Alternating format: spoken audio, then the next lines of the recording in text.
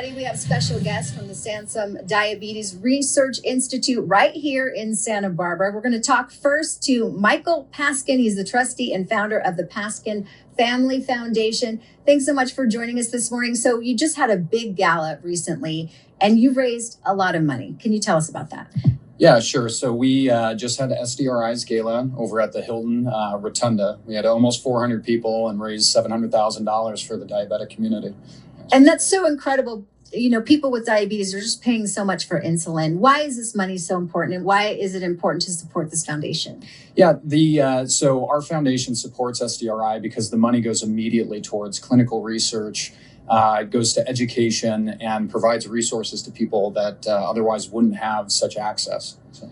Great. Okay, so now we're joined by Dr. Kristen Castorino. She's the senior research physician. So much respect for you guys and the work that you do. Just tell us, why is insulin important for people living with diabetes? It's an obvious question, but it's so they need it. Yeah, absolutely. So William Sansom actually helped develop get the recipe from Banting and Best to how to separate insulin and give it to people.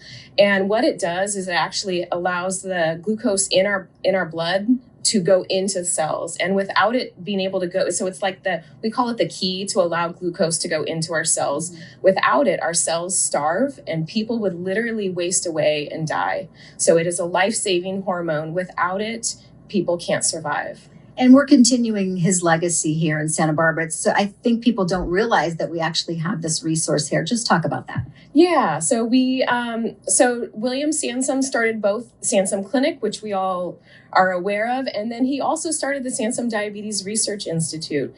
And it is wonderful to be an organization that gets to prioritize diabetes research.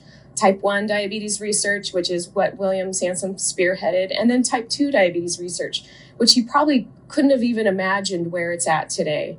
And we will continue to work towards a cure and whatever else along the way, such as automated insulin delivery and all sorts of other solutions that help reduce the burden for people living with diabetes. And so many more people are being diagnosed with diabetes in our community and, around the world. Yes, it's devastating. And it's interesting how COVID has affected, and we're seeing increased rates of both type 1 and type 2 diabetes relating to COVID that we're still trying to piece apart and understand better.